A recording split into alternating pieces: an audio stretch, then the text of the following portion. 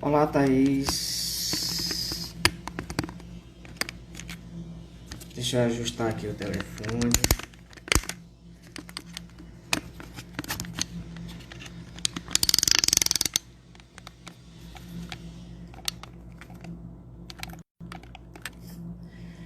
Olá, Vitor, Giovana, Thaís, Gisele, Fabrício, Ulisses.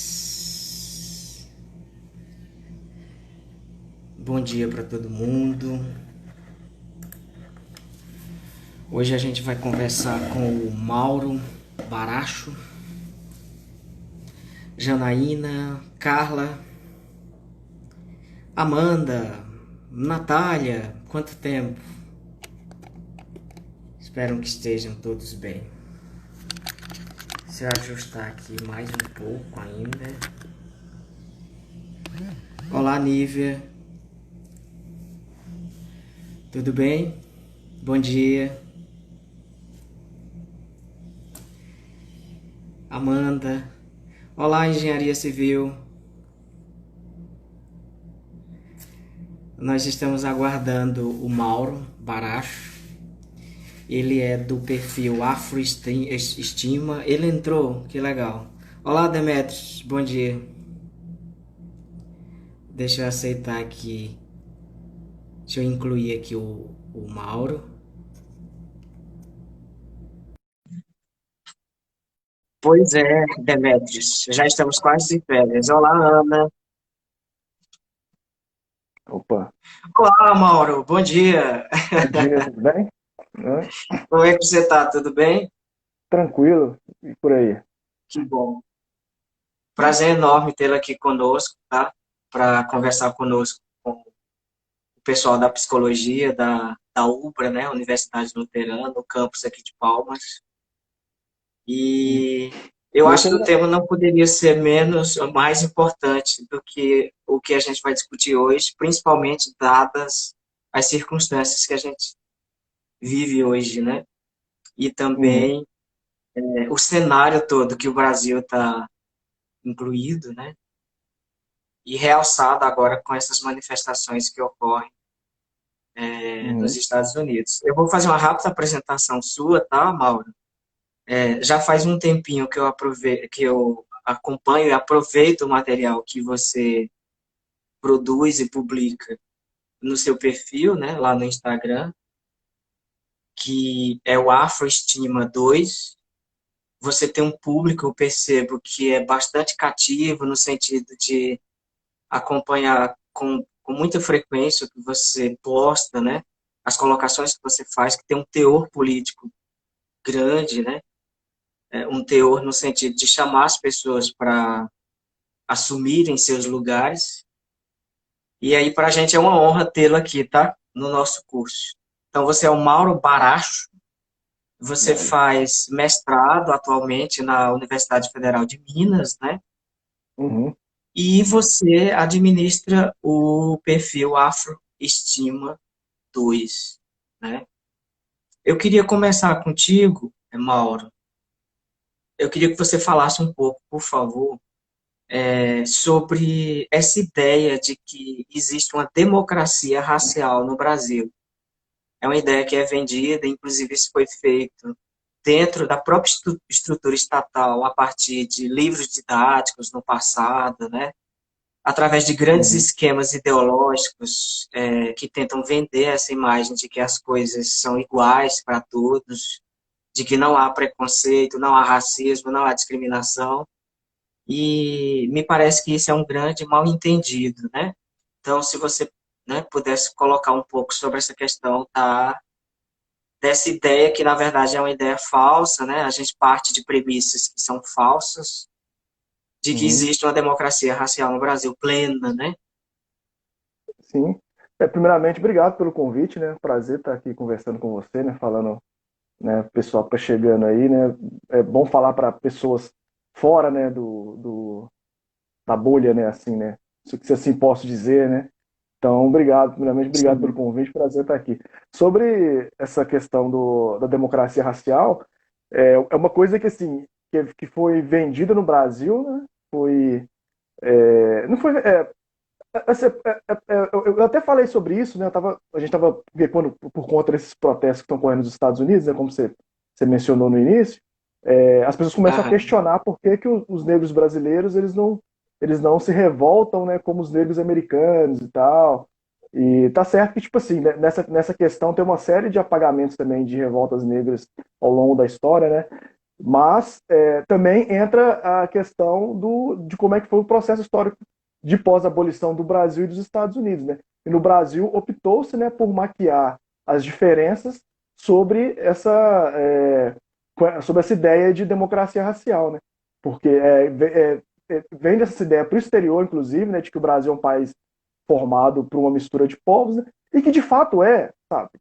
De fato o Brasil é uma mistura, né, de africanos, de europeus, né, de indígenas e tal, mas que na prática, né, no dia a dia, isso não significa muita coisa não, né? Porque a discriminação está na aparência, na cor de pele, né? E ninguém leva isso em conta, por exemplo, na hora de contratar em vaga de emprego, né? Nesse tipo de coisa. Então o Brasil opta por criar essa ideia, né, de que o Brasil é um país mestiço, como de fato era, e essa ideia assim, ela vai ser reforçada principalmente por obras, né, porque para isso funcionar, você precisa de intelectuais pensando, né, produzindo, Claro. né, obras, né, para poder criar esse aspecto positivo, principalmente na obra do Gilberto Freire, que é o Casagrande Senzala, né, Sim. que no pós, ainda era muito forte as ideias do racismo científico, onde os mestiços, né, eram considerados como raça degenerada, né, era a pior raça, né, tipo os brancos eram os Sim. brancos, né, acho que os amarelos, né, os chineses, os negros e depois os mestiços, uma coisa assim. Então essa obra do Gilberto Freire, como Casa Grande Senzala, ele vem tipo assim, ele vem para dar um aspecto positivo nessa identidade mestiça do Brasil, né? Falar assim, não, é, na verdade, né, os mestiços não são os piores e tal, né? Ele vai pegar uns estudos tipo do antropólogo chamado Franz Boas, né, para mostrar que surge coisa boa da mistura no Brasil. E é isso, e essa obra dele que fica conhecida como a obra que vai meio que consolidar essa ideia de democracia racial no Brasil, né? Dizer que a escravidão não foi tão cruel, né? Que era branda porque os senhores de engenho e as escravas, né, se relacionavam, né? Mas aí, tipo, Sim. né, que circunstância aconteciam essas relações, né? Ninguém leva muito em conta quando vai falar disso. Então ele vai meio que fazer isso, né? Não, o negro e o branco no Brasil sempre se deram bem, e principalmente pelas vias, né, sexuais, né, e tudo. Então, a partir daí começa a ver essa história. Inclusive, na abertura desse livro dele, ele fala isso, né, que nasce uma nova nação, né, que é a mistura do branco, do negro e do indígena e tal. E Uhum. aí, e daí o Brasil passa a adotar isso. Não, a gente é uma democracia racial, não tem racismo aqui, né, e começa a comparar com os Estados Unidos, porque nós não adotamos leis de segregação. Tipo, aqui o racismo não é institucionalizado, né, no sentido de ter lei e segregação, mas a gente sabe que, tipo assim, é que a segregação se deu por costume, né, nos Estados Unidos por Sim. lei, aqui por costume. A gente pode até falar disso mais para frente, mas isso foi um artifício para não se discutir as diferenças no Brasil, né? Pô, a gente não Sim. precisa falar de racismo porque não tem preto e não tem branco no Brasil. Aqui é todo mundo misturado, então não tem por que falar de racismo, né? Não existe branco no Brasil. Sim. Então essa é uma das um dos argumentos muito usados, né, principalmente para abafar os debates raciais, né, na ditadura militar, né, a ditadura militar perseguiu vários blacks do Rio de Janeiro, né, por medo Sim. do pessoal se inspirar nos movimentos norte-americanos e tal, porque acreditavam que não existia, não queriam transparecer que existiam diferenças raciais no Brasil. O filme do Simonal, ele mostra isso, né, o filme autobiográfico do Uhum. Simonal, que quando ele é chamado pelos militares, os caras interpelam ele por uma letra, ele fala, pô, Simonal, que letra é essa aqui? Não existe racismo no Brasil, não, e tal. Sabe? Então, tipo assim, e isso é um artifício assim, usado para poder abafar os debates sociais no Brasil e pregar essa ideia de que nós todos somos fruto de uma mistura, portanto, existem negros, existem brancos no Brasil, né? Todo mundo mestiço, né? Todo mundo tem sangue mestiço. E é por aí, assim, sabe? A gente pode até Entendi. desenrolar mais sobre isso, né? Pra frente, né? Mauro, você Sim, falou uma coisa interessante também aí na sua fala, é que essa relação também do branco com as mulheres negras pela via sexual, né? E isso é uma herança que ficou, de certa forma, estigmatizado, né, na população negra, que é vista por alguns grupos como uma população mais erotizada. Isso é uma condição, digamos assim, que foi colocada, de certa forma, consciente ou inconscientemente, no imaginário popular. E claro que nós sabemos que não é isso, de fato, que ocorre, né? Mas a gente vê de vez em quando em algumas postagens, nas entrelinhas, né? Em alguns discursos enviesados, né? A referência à mulher negra, ou mesmo ao homem negro, como essa pessoa que é conhecida a partir dessa marcação, né? Dessa datação e marcação sexual. Isso é um problema também, né? Porque, de certa forma, isso estimula um processo de objetificação desses seres humanos, né? Que são muito, claro que todos nós somos seres sexuais, seres de desejo, né, do ponto de vista psicológico, mas nós não somos exclusivamente referendados a partir dessa lógica, né? E me parece que isso vem desde essa época, como bem lembrado por você. Mauro, eu queria ver contigo também, eu gosto muito das ideias daquele antropólogo Munanga, né? Se eu não me engano, ele é congolês, Uhum. naturalizado no Brasil, né? Onde ele fala, assim, numa das suas obras, de que o racismo no Brasil, muito mais do que em qualquer outra parte do mundo, como, por exemplo, nos Estados Unidos, que é bastante evidente também, mas o racismo do Brasil ele é um crime perfeito, ele se dá numa lógica de crime perfeito. Porque dificilmente a gente conhece pelas vias institucionais, ou seja, pelo Estado e pela grande imprensa, a gente conhece quem são as vítimas, o rosto, a história de fato das vítimas do racismo, e muito menos nós conhecemos quem são os algozes, né? Quem cometeu o crime. Então fica assim, a gente nem sabe quem cometeu o crime, porque é um assunto que é tão superficial em termos de discussão, e muito menos quem é a vítima, né? E aí eu queria que você comentasse um pouco sobre isso, porque isso também cria a falsa sensação de que os crimes de racismo não ocorrem, porque eles também não são noticiados na mesma proporção, né? Uhum. Eu acho assim que eles até são noticiados, a gente tem visto bastante crimes de injúria, mas aí é tudo uma coisa que é pensada para não punir, né, os agressores, principalmente essa separação do que é injúria racial e do que é racismo, né?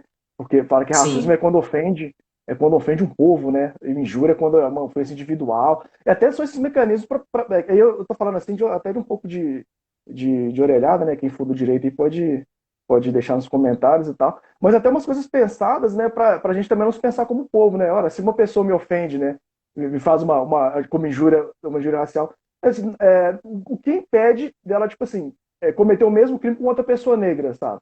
Não é, tipo assim, não é comigo porque sou eu, porque eu tenho uma característica que não seja a cor da pele que fez ela fazer isso. Mas justamente porque eu sou negro, sabe? Ela pode fazer isso com qualquer outra pessoa e tal. E é tipo assim, é um crime perfeito nesse sentido de que quem comete, né, além de sair impune, e quem denuncia sai como chato, né, sai como o extremista e tal. E ao longo da história também, ao longo assim, das nossas vidas, já percebendo que tem uns mecanismos também que a galera vai criando para meio que abafar essas injúrias raciais. Por exemplo, eu lembro de quando eu era mais novo, de ouvir minha mãe mesmo falando, minha mãe que é preta e tal, quando a gente chegava e comentava uhum, alguma coisa do tipo, ah, velho, acho que não sei o que, rolou isso aqui, eu acho que foi racismo. Mas, não, preto já é cismado, né? E tal. Então tipo assim, criando aquelas coisas pra você deixar pra lá. E um dia eu tava vendo um outro cara, você falou do Cabenguela, mas tem um jornalista chamado Carlos Medeiros, que é um cara muito bom também, que ele fala dessa coisa da cisma, que as pessoas falam que racismo é cisma, né? Essa cismada, que ele fala que é complexo de cor, né? Que ele cunha esse conceito de complexo de cor, que é essa ideia de que os sim, pretos já são cismados, né? Tipo assim, de que, na verdade, não é racismo, é brincadeira, né? E como a gente já é cismado, a gente já vê racismo em tudo. Então cria esse negócio, essa questão do racismo recreativo também, de fazer piada, e se você reclamar, né, o seu chato, né, ou às vezes você tem que entrar naquela brincadeira para você ser sociável também. Porque à medida que você está numa roda, né, a sim, galera sim, faz piadas racistas, né, tal, que também são uhum, injúrias, se você reclama, você já é o cara chato, você não serve para estar naquela roda. Então são uma série de coisas assim, que são criadas para meio que silenciar as pessoas também, sabe? E aí a gente vê, por exemplo, de programas de TV, por exemplo, BBB, né? Teve um BBB, eu não assisto BBB, mas tem umas coisas que ficam muito, assim, evidência no Brasil. Acho que foi na edição passada, tinha uma menina lá que ela vivia falando de racismo e tal, e ela era chata, né? Ela era chata e tal, porque Uhum. ela falava de racismo, ela era mimizenta e tudo. Aí nessa última edição tinha uma menina branca, né, que é missionária na África, falando também de racismo, falando coisas óbvias sobre o racismo, e era, né, tipo, a pessoa mais sensata do mundo, né? A pessoa que reconhecia seus privilégios e tal. Então, nesse sentido, se o preto Sim. falar de racismo, e você pode ver, tipo assim, a gente pode produzir um material sobre racismo muito bom, né, com referências e tal, que não vai ter o mesmo impacto, o mesmo alcance que um Felipe Neto falando de racismo, ou uma outra pessoa branca falando de racismo, sabe? Tipo assim, e daí você vê como o racismo, como essas coisas, esse racismo funciona no Brasil. Porque, tipo assim, tá nas pessoas, sabe? O Brasil funda estruturas racistas, porque as pessoas são racistas também e tal. E é bem nesse sentido, assim, né? Quem comete a injúria de racismo, além de não ser punido, porque a gente sempre, as notícias que a gente vê são sempre essas, né? Ah, fulano foi conduzido, né? Prestou depoimento e foi liberado. E fica por isso mesmo, porque o direito é assim, né? O direito é muito racista. Ele foi pensado para ser assim, sabe? Enfim, e aí entra a ideia do racismo institucional também e tal. Mas eu acho que, desculpa, nessa questão de crime perfeito é bem nesse sentido mesmo, que mesmo quando você sofre, você sai como chato, né, como extremista, né, como Sim, mimizento sim. e tal. E a pessoa branca como a liberdade de expressão, né, brincou, né, não, isso é brincadeira, isso é coisa da sua cabeça e tal. Então as coisas Uhum. funcionam a todo tempo para te marginalizar, né, na sua narrativa e tal. E, e, tipo assim, onde o branco ainda consegue sair, né, como uma pessoa vítima, né, da situação. Pô, o cara não pode nem brincar, né, Sim. velho? Fiz um comentário e tudo, você apelou e tal, enfim. Mauro, eu vejo muito também nas universidades um movimento crescente, né, de descolonização das subjetividades, né, como eles chamam, principalmente sociólogos, filósofos e alguns psicólogos, né, no sentido de fazer com que a gente também repense a nossa linguagem, porque a nossa linguagem ela foi construída também em cima de uma lógica que é bastante excludente, né, bastante de uma lógica de separação, né, de dualidade.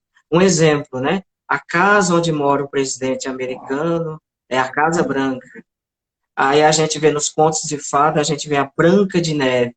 Então, tudo que está relacionado à brancura, né, à branquitude, coloca-se como aspectos positivos, né?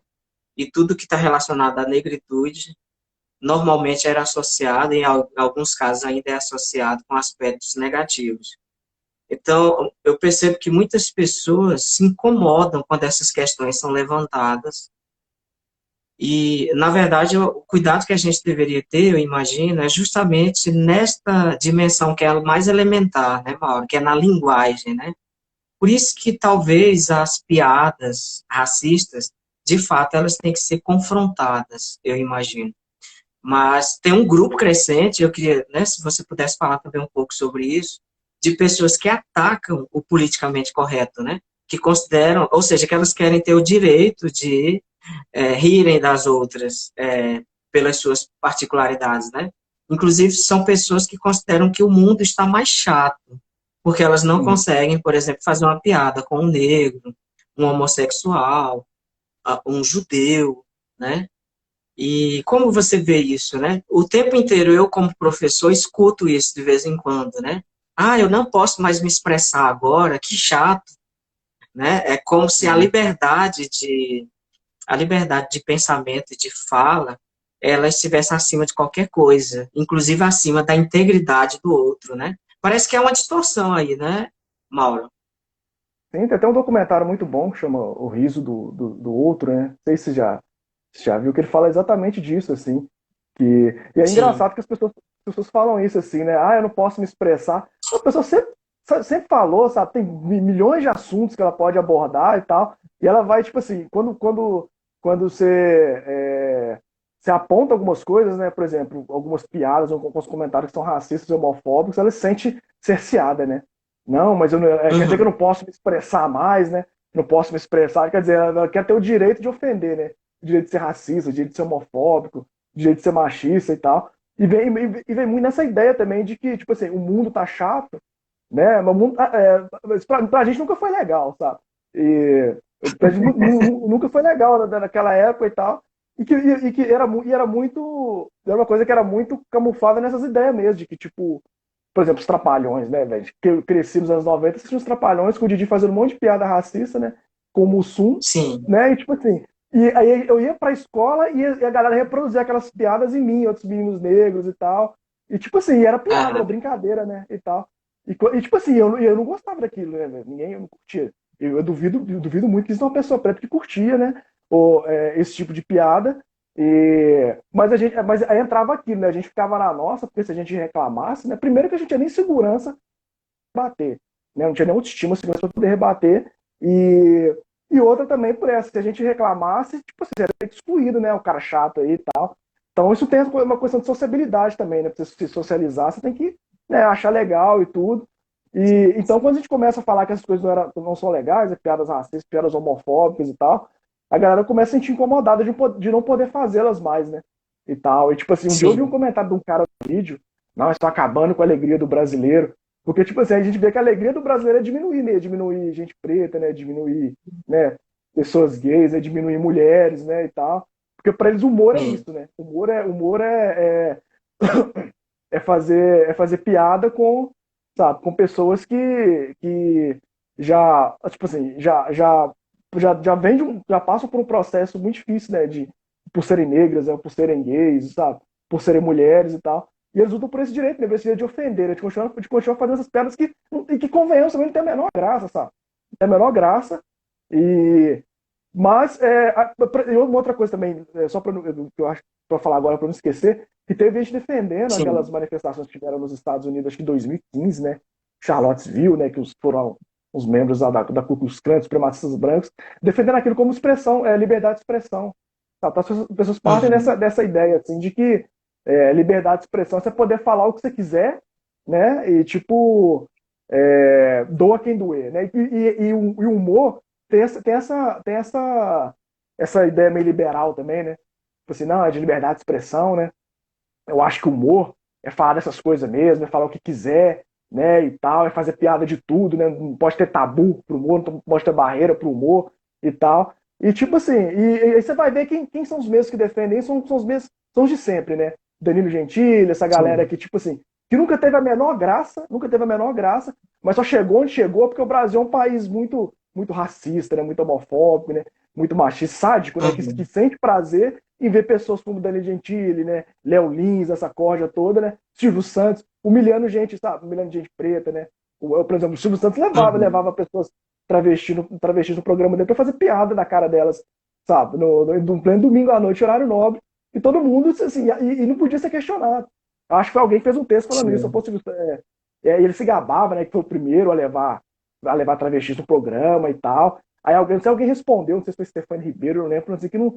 O que adianta levar pessoas travestis no programa pra ficar fazendo piada na cara delas, sabe? E tipo assim, e essas pessoas só são permitidas aparecer nesse espaço da mídia se elas forem como caricaturas, né? Como Certo. estereótipos. Aí a gente tem a Vera Verão, né? Que tem o Jorge Lafon, que era muito mais do que a Vera Verão e tal. E aí, tipo assim, eu entendo também quem defende a figura da Vera Verão, que eu acho importante também. Mas assim, só era uma figura que era aceitável quando fazia rir. Né? Tanto que teve aquele episódio no programa Domingo Legal, que o padre Marcelo estava no programa e pediram para ele se vestir de homem, né? Se veste de homem, fala com ele, se veste de homem, porque o padre tá aí, ele não gosta muito, né? E tal. E tipo assim, aí daí, né, ele entra num processo de depressão profunda e tal. Então, tipo assim, só serve quando é para fazer rir, sabe? Quando o preto aparece para fazer rir, né? Quando uma pessoa gay aparece como caricatura para fazer rir e tal. Então, tipo assim, essa ideia de não posso me expressar e tal, de que o mundo tá chato, é porque, tipo assim, a gente começou mesmo a falar o que a gente já sentia antes, né? Porque agora a gente tá de mimimi, não, sabe? Porque isso nunca foi legal pra gente, né? Enfim. Mas aí tem sempre quem sempre vai lutar por esse direito, né? De continuar, né, ofendendo, diminuindo. Porque isso é relação de poder também, né? Você precisa, tipo assim, você se Sim, afirma sim. diminuindo o outro, né? O racismo é isso, o Sim. machismo é isso, né? LGBTfobia é Sim. isso, né? São mecanismos de afirmação. Você afirma diminuindo os outros. Você afirma sua branquitude diminuindo o negro.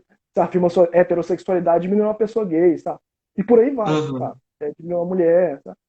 É uma forma bastante questionável e frágil também, né? Do ponto de vista Sim, egóica, né?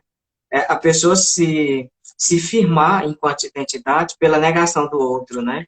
É bastante discutível Sim. isso, como você bem falou. Mauro, e sobre a questão da apropriação cultural, né? Por exemplo, a gente vê de vez em quando também que sai na imprensa alguns grupos que protestam porque artigos que são específicos, né, da cultura negra são cooptados, digamos assim, por um sistema, que seria o liberalismo, né, e começam a ser colocados como uma questão de moda, né, ou uma questão de estilo, tirando, inclusive, as Uhum. características iniciais, né, que tem até uma conotação política, essas características relacionadas a muitos desses artigos culturais.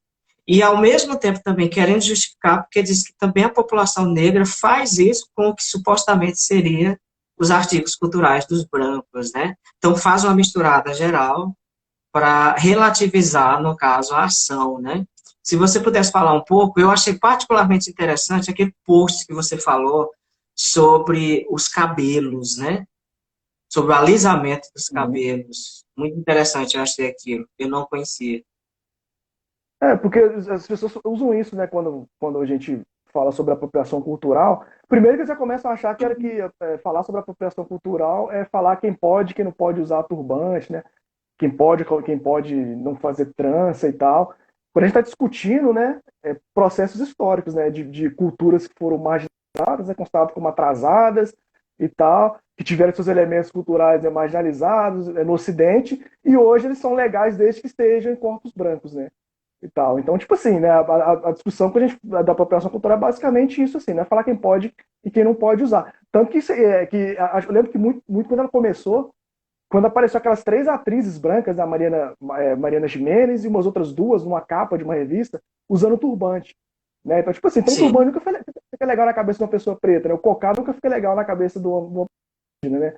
Tá, tipo assim, é sempre em pessoas brancas. E aí a galera para e pensa, pô, mas quer dizer então que tipo, quando eu uso, né, eu recebo pedrada na rua, né? Quando a pessoa, sei lá, uma pessoa que é da religião de matriz africana, né, usa um turbante, alguma coisa assim, na rua e é chamada de macumbeira, de não sei o que e tal. Mas quando uma pessoa, sei lá, branca usa um turbante, é a coisa mais descolada do mundo e tudo. Aí as pessoas vêm e fazem essa falsa simetria, né? De falar não, mas se for por esse lado aí, as pessoas pretas também se apropriam da cultura branca quando alisam o cabelo, né? Aí já parte uma premissa totalmente errada que o cabelo é um traço genético, né? O cabelo liso né? É um traço genético e tal. E a questão das tranças é um elemento cultural no sentido que ela já foi usada, né? Tem essa história que ela já foi usada para transmitir, sabe? Transmitir significados ao longo do tempo. Assim, tem gente que diz que as tranças, por exemplo, no período da escravidão, eram usadas, as tranças na Goa, né? Eram usadas para desenhar traços, rotas de fuga, né, na cabeça das mulheres e tal. Então, tipo, elas têm todo um significado e tal. E a gente tá falando de penteado, não de textura de cabelo. Aí vem uma galera e fala assim: não, mas quando o preto alisa o cabelo, e já parte errada aí, porque textura capilar não é elemento cultural, é traço estético, é traço genético, e também é uma falsa simetria à medida que né, as pessoas pretas não alisam o cabelo para se apropriar da cultura branca, né? Se alisam o cabelo para ser aceitas, né?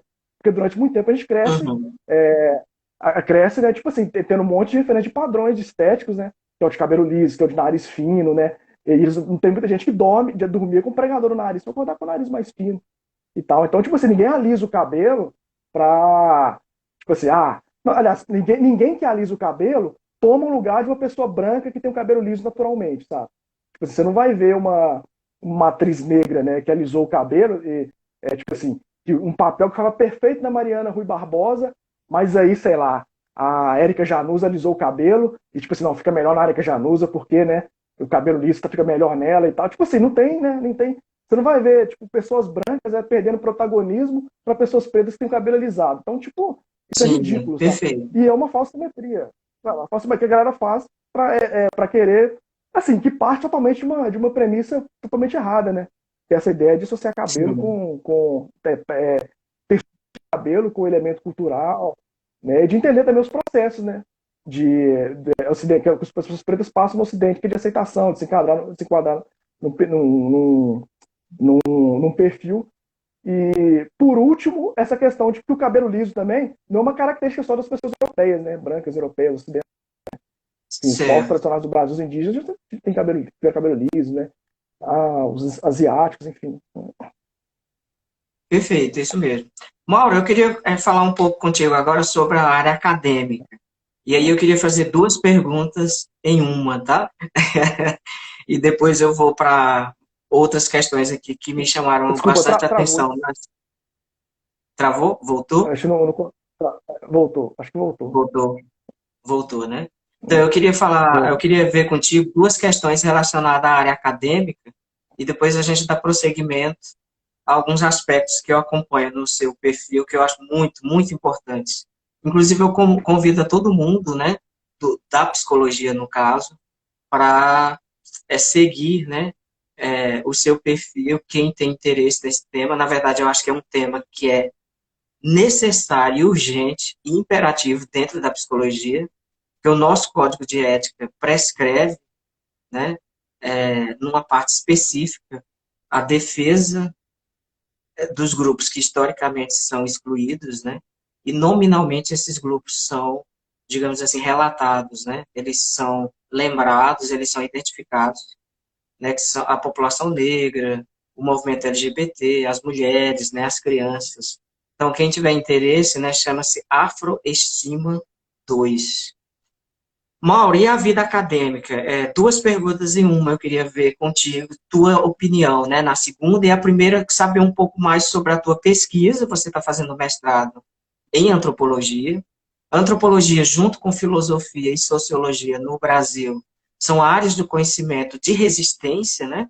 Normalmente áreas relacionadas a contextos sociais, que fazem uma crítica muito grande ao cenário atual, né? E as tentativas de cooptação dos saberes tradicionais e de desmantelamento, inclusive, né, desses movimentos políticos. Então, essas três grandes áreas, a psicologia também é aliada a essas três grandes áreas. Então, no primeiro momento, eu queria saber qual a tua pesquisa, eu fiquei bastante curioso, né? Eu imagino que você deva estar já num momento do mestrado onde já está fazendo isso.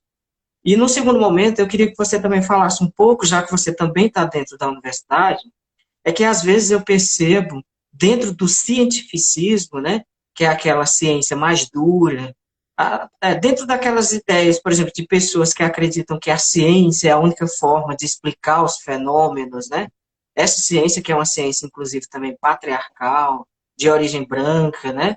Muito anglófona, né? Muito influenciada pela língua inglesa, bastante liberal do ponto de vista econômico, inclusive, né? Essa ciência ela tem uma tendência, principalmente se você tem aí um cientista ou um pensador com a cabeça mais fechada, a se colocar como uma espécie de universalizante, né? No sentido de desconsiderar os outros saberes. A gente viu isso muito claramente, inclusive no Brasil, quando os saberes populares relacionados à medicina, por exemplo, mas à linguística, né? A dinâmica dos cuidados, dos povos indígenas e dos povos negros foi totalmente excluído, né, do debate público e também não foi considerado como ciência no sentido mais lato, né, no sentido mais amplo. E isso eu ainda percebo no meio acadêmico, um resquício disso. Eu não sei se você agora que está, né, aí no mestrado, na UFMG, se às vezes você também percebe isso de determinados setores, né? É uma espécie assim de supervalorização do que seria o científico, né? Mas sem inclusive entender de forma mais profunda de onde é que vem esse científico, né? Se esse científico ele inclui os saberes tradicionais ou se ele exclui os saberes tradicionais. Me chamou muita Uhum. atenção, né, as ideias de um autor francês, o Edgar Morin, que inclusive já esteve no Brasil várias vezes para receber título de doutor honoris causa, onde ele diz que não é possível mais explicar o ser humano a partir de um pressuposto, né, de um paradigma, como, por exemplo, exclusivamente o paradigma científico positivista. Ou a gente se abre para outras formas de interpretar esse sujeito, de entender, de ler esse sujeito, ou a gente está fadado ao fracasso. Então, seriam essas duas coisas, tá? Uhum. Assim, só respondendo de trás para frente, né? Porque tem essa ideia também de que a Certo. ciência ciência é neutra, né? Ciência é neutra, não Sim, tem, tipo. Mas a antropologia mesmo é uma área do conhecimento mesmo que, né, que começou servindo ao colonialismo mesmo, sabe? Produzindo ó, trabalhos, sabe? Pesquisas caráter totalmente, sabe, racista, né? No sentido, até no sentido Uhum. de racismo científico mesmo, né? De pregar aquelas de que existiam culturas que eram atrasadas, né? Então, tipo assim, e depois é que vem outros autores, né, que vão discutir, né? Que vão criticar, né? Vão partir de uma outra perspectiva e tal, né? De relativismo e tudo. Mas a ciência assim, não é neutra, né? Não é neutra, nem nunca foi. Assim como a tecnologia também não é. Tanto que a gente vê casos de, por exemplo, do Google, né, identificar pessoas pretas como macacas, né, sabe, em leitores tipo digital. Eu sei que tem coisas desse tipo assim, porque é produzido por pessoas brancas, sabe? E na academia ainda tem muito essa resistência de pessoas que vão para lá para dentro, principalmente pessoas pretas, indígenas, que vão lá para dentro, querer produzir outras narrativas, sabe? Eles ainda têm essa É, resistência no sentido que, tipo assim, eles gostam de pesquisar, né? Pô, vão pesquisar o negro, né? Vão pesquisar os indígenas e tal. Mas quando você entra com uma pesquisa de branquitude, os caras, tipo assim, os professores ficam meio assim, né? E tal, tipo, a gente tá aqui para sim, pesquisar vocês, né? E tal, tipo, a gente tá aqui para pesquisar vocês, tá? Porque eles não se veem como objetos de pesquisa também, não. Eles são pesquisadores, né? E tal, aí... E lá dentro você vê mesmo que tem, assim, inclusive, resistência de discutir é, outras bibliografias também, sabe? Outras áreas, tipo assim, outras fontes de conhecimento também, que não aqueles mesmos, né? Aqueles mesmos autores brancos, né? Com aquelas mesmas ideias e tal. Tanto que, tipo, você tem autores lá com ideias extremamente retrógradas que são discutidos até hoje, né? Tem uma forma de perpetuação sim, também desses autores, né? E tal, você sim. vai perpetuando e tudo. Você reconhece que tem críticas, não tem, mas você não, né, você não cancela o cara, não, sabe? Você continua falando dele ali e tal. E quando você vai para academia, você como pessoa preta, como pessoa indígena, você enfrenta esse tipo de resistência também, porque as pessoas acham que a gente entra na academia e é absorvido, né? Aí você fala, não, o fulano entrou na academia e embranqueceu. É o lugar que você se vê mais preto ainda, sabe? E tal. Tanto que os amigos que eu tenho lá na academia, no mestrado, são os cotistas, né? São as pessoas pretas e Uhum. indígenas, assim, os amigos que eu tenho mais próximo, assim. Porque, tipo assim, tem um movimento de a gente se juntar também e tal. Enfim, então, tipo assim, ainda tem muita essa resistência dentro da academia, né, para de outros conhecimentos também e tal, de valorizar muita coisa que é produzida dentro da universidade, né, coisa muito científica e tudo. E, enfim, e falando um pouco sobre a minha pesquisa, para não me alongar muito, a minha pesquisa é sobre masculinidades negras, né?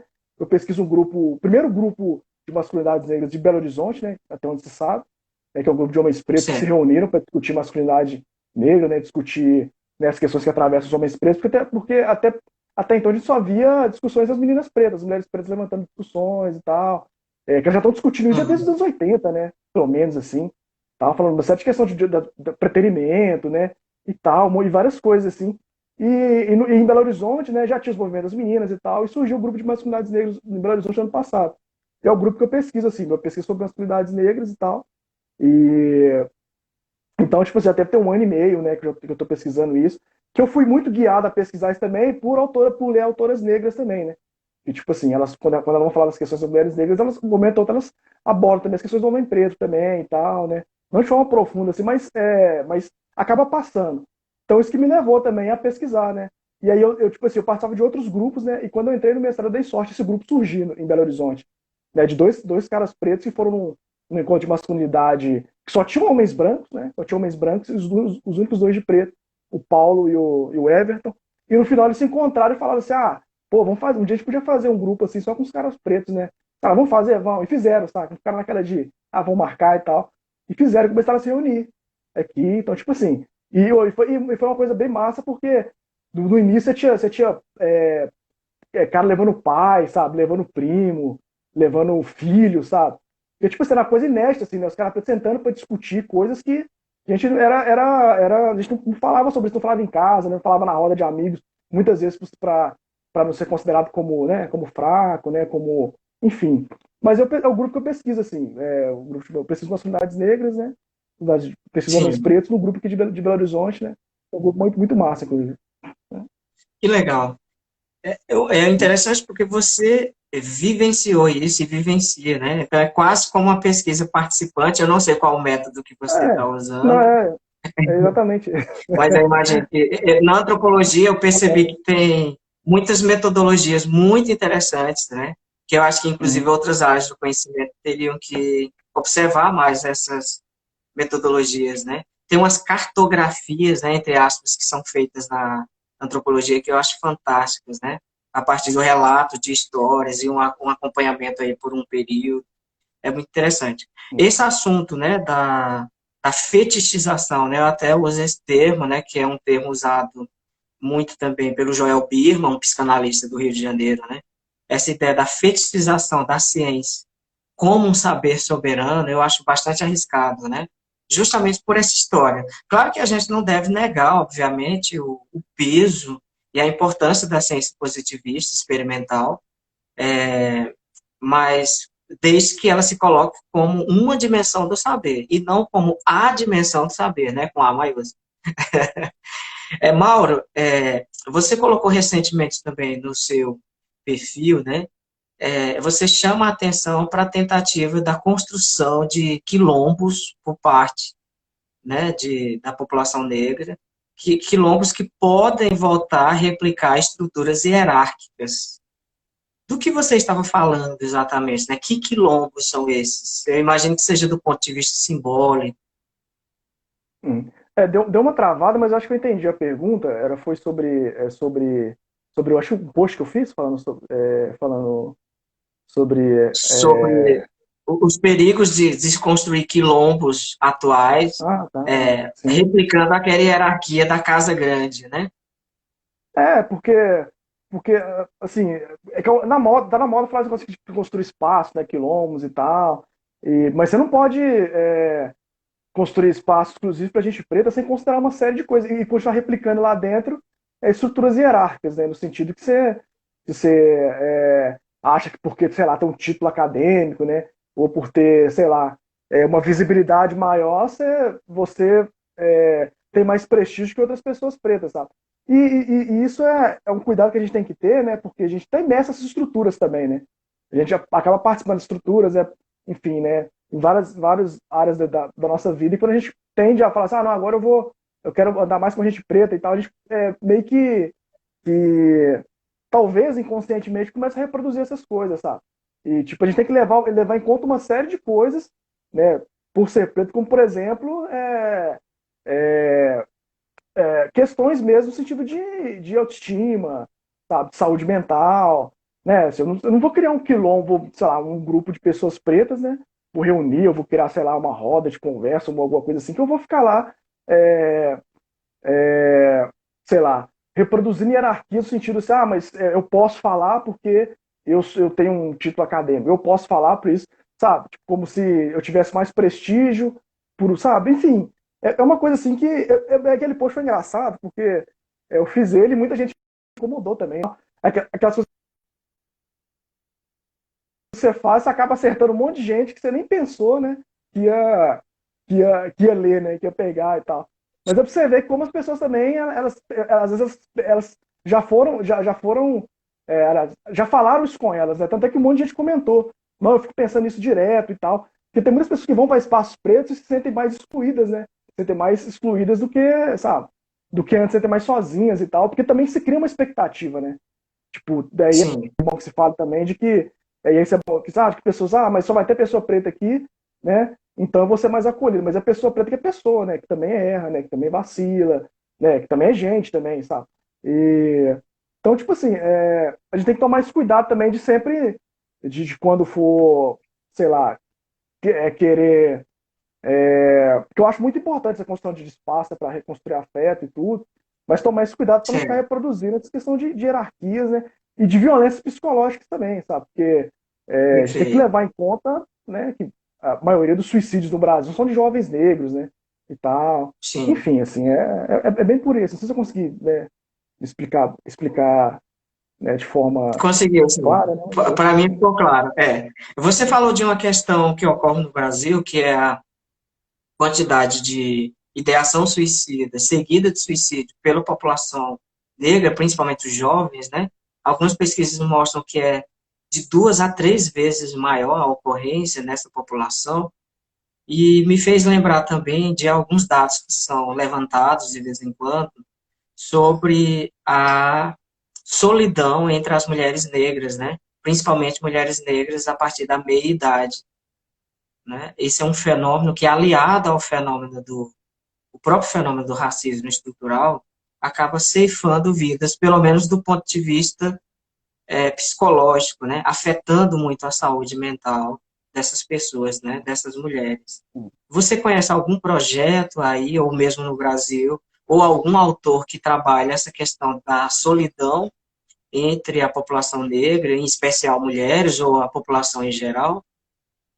Sim, assim, essa questão da solidão, né, vem mais Uhum. sendo pautado, né, veio mais de um longo tempo, pelas mulheres pretas, né, então, eu dizia na década de 80, né, Laura Moutinho, né, Sueli Carneiro, né, Claudete Alves, Ana Cláudia Pacheco, né, então, tipo assim, são todas autoras que produziram trabalho sobre solidão da mulher, sobre solidão da mulher negra, né, sobre o preterimento afetivo da mulher negra, que não se dá, assim, somente na área afetivo sexual, né? Uma solidão no sentido também de uma solidão no sentido mais geral também, né? À medida também que tem que tem aquela pirâmide que coloca a mulher preta, né, como a base da pirâmide, né, e tudo. E outra coisa, eu não acredito em quilombos que não discutam essa questão também da solidão da mulher preta, né, e tal. Eu acredito que, tipo assim, que de fato existe a solidão do povo preto no Ocidente, né, como muitos gostam de colocar, né? Não, mas a solidão é de um povo, né, e tal. Mas a gente não pode ignorar que existe esse fato, né, da solidão da mulher preta, que implica todos, sabe? Desde todos que estão naquela pirâmide ali, sabe? O homem preto, né, a mulher branca, né, enfim. E tipo, é um assunto assim de que todos nós devemos refletir. E não deve ficar só restrito às meninas pretas, debatendo as mulheres pretas e tal. Então, quando eu comecei até a falar sobre isso também, a galera, tipo assim, curtiu, porque tinham poucos homens falando sobre isso, né? Assim, tocando nesse assunto, porque também, de fato, isso não é uma coisa fácil de falar, né? Porque isso gera um constrangimento, né? Isso toca em algumas coisas, né? Vai lá na ferida, né? E tudo, por exemplo, quando a Claudete Sim, Alves tem um livro que chama Virou Regra, né? Que ela vai discutir essa questão dos homens negros que ascendem e se casam com mulheres brancas, né? E tal. Que é coisa que cutuca os caras naquela coisa que talvez eles nem imaginavam, né? Que é na afirmação da masculinidade também, que se dá nessas relações também, tudo. E então, tipo assim, autoras tem várias que eu citei, né? Laura Moutinho, Cláudia Pacheco, Claudete Alves, né? A Claudete Alves sim. é que fez assim, essa questão mais trazendo mais, implicando os homens pretos, né? Que ela tem um trabalho que chama Solidão da Mulher Negra, né? Sua subjetividade, seu preterimento afetivo pelo homem preto na cidade de São Paulo, né? Que ela faz entrevistas, né? Ela faz o teste do Uhum. pescoço, que ela vai em lugares, observa, né? E essa é estritamente desse campo afetivo sexual, né? Ela vai em lugares, observa quantos casais tem, ela conta quantos casais interraciais tem, e ela conta, né? Quantos são homens pretos e mulheres brancas, quantos são mulheres pretas e homens brancos, sabe? Ela vai produzindo ali todo um material para provar esse ponto, né? Coisa que o censo demográfico de 2012, né, de 2010 no Brasil mostrou, né? Que as mulheres negras tendem ao celibato definitivo, principalmente as mulheres negras mais de meia idade, mais velhas, né, de retintas, né? Que é uma coisa que ela fala também, que essas coisas aliadas, né, cor, gênero, raça e faixa etária, tipo assim, se torna um obstáculo para a mulher preta que pretende ao matrimônio, né? Essa é uma coisa que eu lembrei da citação dela nesse trabalho, tá? Sim, E essa da mulher preta, o que não é senão um misto de machismo e racismo também, sabe? sim, sim. Então, o homem que quer discutir machismo e não discute as suas escolhas afetivas, né? Ele não está discutindo machismo completamente, sabe? Então, tipo assim, eu falava mais antes, né? Assim, hoje eu não. Mas eu abordo mais, assim, eu gosto de falar disso porque, porque foi uma O coisa seu que me som virou a chave travou também, aqui quando eu para comecei a mim. ler sobre isso. O seu som travou aqui para mim. Voltou? Parou aonde? Não estou ouvindo. Voltou? Como é que é? Tá travado? Não? Ixi. Será que. Deixa eu ver se eu escuto. Voltou? Voltou? Voltou. Eu tô ouvindo. Não estou ouvindo. Tá ouvindo? Voltou? Voltou? Tá me ouvindo? Eu tô. Tô ouvindo. Mas, Eu tô te ouvindo né, bem baixinho. estranho. Mas que estranho. Peraí. Deixa eu ver seu fone. Tá, agora eu voltei a ouvir. Ele tá baixinho, mas eu voltei a ouvir.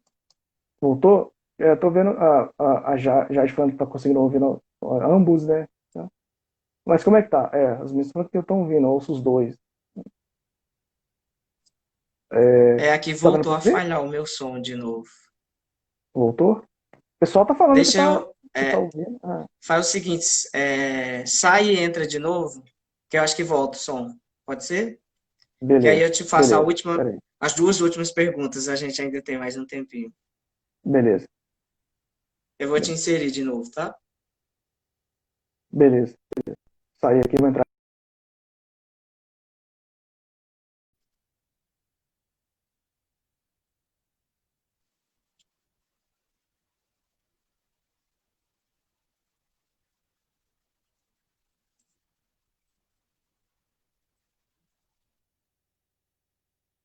Vamos lá. Voltou? Eu escuto bem baixinho. É. O pessoal nos O comentários pessoal tá dizendo que tá tá falando que tá vendo dando e para ouvindo ouvir. os dois, normal, né? Então vamos lá, Mauro. Eu acho que vai dar sim agora. Por último, Mauro, passa muito rápido, né? A gente só tem mais É. 4 minutos, olha só. Parece uma conversa assim, né? Como se a gente estivesse num local, bebendo um café ou qualquer outra coisa e papeando, porque o assunto é muito bom, né? Ele é muito instigante. Uhum, Você fez um post também que me chamou muita atenção, falando sobre as pessoas que são vítimas do racismo, né? Como elas paralisam, né, diante do racismo. Como é que isso ocorre, uhum. né? Eu imagino que você, inclusive, você já relatou, foi muitas vezes vítima de racismo. Eu já fui vítima de racismo também, né? E, de fato, não é uma experiência das mais agradáveis, né? Mas especificamente sobre isso, né? Essa paralisia que acaba acometendo aí a pessoa vítima de racismo. Como isso ocorre, no teu ponto de vista? Então, eu até fiz aquela reflexão lá, baseado até baseado num livro, né, na reflexão que o Fanon fez, né, aliás, da Mara Vigoya fez, fazendo num trecho do Fanon, do Pele Negra e Máscaras Brancas, né, que todo mundo falam isso, né, quando sofre racismo, elas se paralisam, né, e tal, ficam sem reação e tal, e muito que as pessoas não esperam, né, a gente discute racismo, mas você não espera que você vai, sei lá, ir na padaria, tá numa fila, né, esbarrar numa mulher, ela vai te chamar de macaco, né, de macaca e tal. E aí, tipo, o que ela vai discutir é isso, assim, né? O que o Du Bois, né, o Fanon, ela vai fazer uma reflexão no que o Du Bois, o Fanon fala que é, tipo, que esse é o encontro, né, do eu, né? Aliás, do que você se pensa ser com a visão externa que as pessoas têm de você, né? Você não se pensa ser um animal, né, um objeto e tal. E quando acontece esse encontro, né, você paralisa, né? Tipo assim, é mais ou menos isso que é essa reflexão deles, né?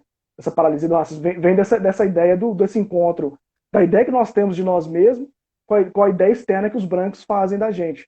Sabe? Eles meio que, a discussão é essa, que segundo o Fanon, né, eu acho que o Fanon fala, segundo ela disse que faz desmontar o esquema corporal, né, você paralisa porque tem esse encontro e tal, você se vê objetificado, né, e tudo, exotizado e tal, e muito por também você não, sei lá, né, ali pela primeira vez, tipo, meio que cai a ficha, né, você, não, tipo, você começa a pensar, e essa questão também tem muito a ver com questão de hierarquias também, né, quando a pessoa te chama de um animal, de macaco, ela tá demarcando lugares, né, tá dizendo que você não tá no nível dela para poder discutir com ela, sabe? Porque você é um animal, você é um macaco, sabe? Eu sou humano, você é um macaco, sabe? Então, tipo assim, né? Então, tipo, e aí acontece esse choque, assim, e tal. Então, é mais ou menos aquilo que aquela reflexão fala, assim. Tudo. Teve alguma outra pergunta? Ou depois dessa? Não. Mauro, a última É, pergunta, eu tinha falado que seria a é. última, essa anterior, né? Ah, Mas a tá, sua não, opinião sempre que... pessoal sobre o futuro, né, do nosso país em relação a um debate como esse que a gente está tendo agora, né? Quais são suas perspectivas, né? Você acha que a gente está trilhando um caminho onde a gente vai amplificar essas vozes? Muitas pessoas ficaram decepcionadas com os rumos políticos que nós tomamos, né, nos últimos 4, 5 anos, né? Uma virada mais aí para a extrema direita, onde conquistas sociais, né, que foram alcançadas nos últimos 20 anos foram postas em xeque, né, foram desafiadas, e a gente vê muitas pessoas desanimadas, né? São militantes, outros que veem esse cenário todo como um combustível para continuar mais militante ainda, né? Com um trabalho ainda mais aguerrido. Onde você se situa nesse cenário? Ah, assim, eu tô bem, também, assim, um pouco pessimista, né? Mas aí eu também não é algo que me faz também desistir também de continuar, né? Debatendo, continuar, né? Pautando as coisas e tudo, porque essa questão dessa ascensão da extrema-direita, né? E é uma tendência mundial, né?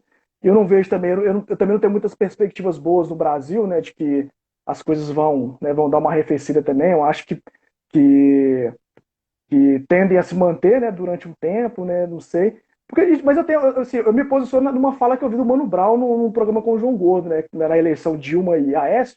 O Mano Brown falou assim, ó, independente de quem ganhar, Dilma ou Aécio, eu vou continuar, sabe, na mesa, vou ter que continuar acordando, correndo atrás das coisas do mesmo jeito, assim. Sabe? Porque pra gente é assim, a gente teve algumas conquistas, toda vez que se fala em acesso no Brasil, né, tipo assim, você tem quase você tem Sim, um golpe, né, e tal, porque as pessoas se sentem, né, ameaçadas, né, por fato de ter, né, a gente preta, né, acessando universidade, enfim. Mas eu me vejo muito nessa assim, né, que independente de se viu pior ou se dá uma melhorada, sabe, pra gente sempre vai continuar difícil, né, e tal. Porque, tipo assim, porque enquanto, sei lá, né, talvez subverter essas estruturas também, tá? Porque às vezes a gente acha que com um governo talvez mais progressista, né, as coisas caminhem melhor, mas também não é bem assim, sabe? Embora tenha algumas conquistas, né, e tal. A gente tem algumas. Mas, por exemplo, sim, o genocídio da população preta né, se intensificou durante os 13 anos, né? Do governo do PT, né? Fora, né? As hidrelétricas, né, os povos indígenas e tal. Então, enquanto essa galera branca também, que é mais progressista, não começar a discutir segurança, quando eles falam assim, eles não discutem segurança pública também, né? Tal. Ninguém, quando chega na presidência, não pauta a desmilitarização da polícia, né? Continua seguindo em certos aspectos, os interesses né, das classes mais altas, né? Setores mais conservadores, né? E sim, continua mantendo essa estrutura de Estado policial, né? Como tá aí, né? Para matar, né? Para dar carta branca e tal. Então, tipo assim, não tem projeto de segurança pública também, sabe? Enfim, enquanto não se começar a pensar, sabe? Enquanto não se colocar o debate racial como centro, né? Num país que é fundado no racismo, né? Na escravidão e tal. Quando não se colocar o debate racial como centro, não como pauta secundária, as coisas vão continuar, sabe? Não vão mudar muito, né? Então, a gente precisa colocar primeiro, né? Colocar o debate racial como fundamental, como principal no debate político, né? Não pode ser, tipo, diluído em outras pautas. Sabe? Então, eu tenho. Então, acho que pra gente vai continuar difícil, né? Como sempre foi, sim, tudo, embora, né? Embora faça diferença. Eu não sou daquele que acha que, se fosse Bolsonaro, Haddad é mesmo. Não, não acho pelo contrário, né? De forma alguma. Não sou desse, não, pelo contrário. Não sou isentão nesse sentido, não, sabe? Entre Bolsonaro e um entendi. candidato mais progressista, eu vou no candidato mais progressista sem pensar. Só para deixar claro também. Mas Sim, tem que se fazer críticas também, sabe? Então, eu vou. Esse é meu pensamento né, sobre esse cenário, assim. perfeito. Mauro, a gente só tem um minuto, tá? Eu queria te agradecer muito por você ter aceito o convite, tá? Eu já queria deixar de antemão um convite assim para umas lives futuras aqui com o nosso grupo, né? De psicólogos e psicólogos em formação. Eu acho que cada vez mais a gente tem que ouvir vocês que produzem essas vozes, né? Que se inquietam e nos inquietam, né? Nós temos que prestar mais atenção ao que vocês têm a nos dizer, né? Eu gosto muito do trabalho que você faz no seu perfil. Convido a todos mais uma vez para quem ainda não conhece passar a seguir o seu perfil, tá? Então, muito obrigado por tudo, tá? Obrigado pelo seu aceite, pelo tempo que você ficou conosco aqui nessa live, tá bom? Eu agradeço o convite aí. Obrigado a Eu todo vou mundo que assistiu, né? disponibilizar a live, tá? Para você, eu vou mandar para você depois, caso você queira colocar no seu perfil, tá? Uhum. Então, obrigado a todo mundo que assistiu, né? Obrigado pelo convite também. Sabe, e tamo aí, precisando também para debater, né, esse assunto que é tão importante, né? E que mais pessoas possam ter acesso ao debate racial no Brasil. Isso mesmo. Valeu, Mauro. Um abração. Tchau, tchau. Então, um abraço a todo mundo. Tchau.